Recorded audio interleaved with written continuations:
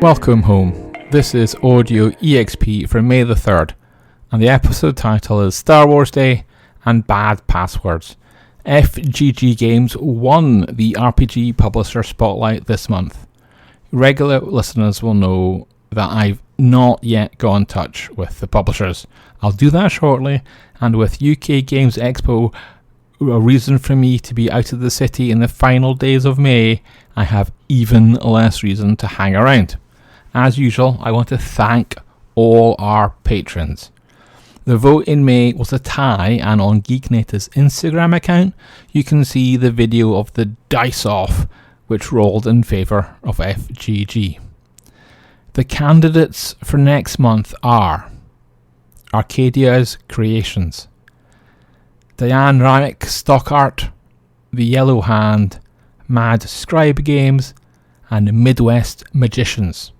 Patrons have access to a private page on patreon.com to cast their votes, and so far, Diane Ramick is out in front by one vote.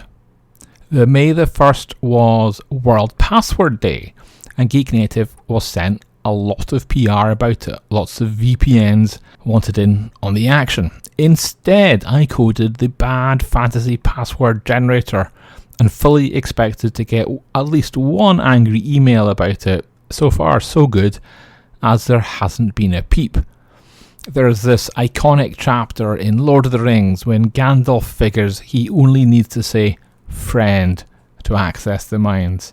And that's the concept here. So the widget jokingly pretends to be a high security password generator, and it will actually give you password suggestions like friend or 1234 or admin. Don't pick these as passwords. There are actually several high profile shops in the UK this week who are fighting off, to greater or lesser success, cyber attacks. And Geek Native's archive of news stories reminded me it's been 6 years since Wizards of the Coast had to issue a cybersecurity alert of their own. Their decommissioned DCI system had been breached. May the 4th is Star Wars Day, and we already have some sci-fi content up in the blog, one of which is a guest post from Cthulhu Dark designer Graham Walmsley, who is working on Cosmic Dark and wrote for us 7 ways to make space scary. One tip is to use people, NPCs, close to the PCs, and I think this works really well as a way to help build up characters. For example, perhaps the PCs start to hear voices of long dead lovers or family members who couldn't possibly be on the spaceship. We will get to actual Star Wars Day content in just a bit, but first I want to loop back to the ongoing saga with Diamond Comic Distributors, as the situation there has just gotten worse. When we last talked about the takeover or rescue deal, Alliance had won the battle and then walked away from the deal, and now Alliance has filed a complaint with the court. The problem? Alliance is saying that Diamond Comics lost their logistics deal with Wizards of the Coast and had tried to hide that from Alliance. They're annoyed, and I think this might end very badly for Diamond.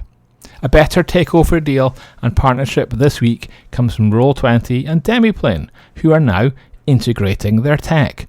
A key aspect of this integration is cross-platform sync. So if you have games on one platform, you now have them on the other one as well. Before we get into the bundle deals where we will find our Star Wars Day news, let's also mention Kickstarter's tariff tool. It's coming. The tool is a way to let organisers ask backers for more money. It's going to be part of Kickstarter's new pledge manager, and you need to be using Kickstarter system and not a rival like BackerKit to get access.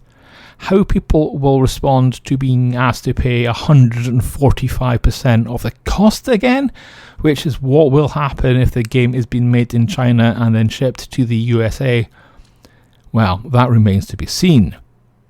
The first bundle is at the Bundle of Holding. It's a sci-fi, but a very different one in tone. It's Coyote and Crow, and it imagines the future without imperialism.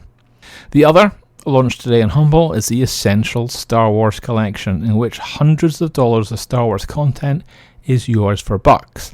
However, you do need a Kobo account to read it. And on that note, may the Force be with you, and see you next week.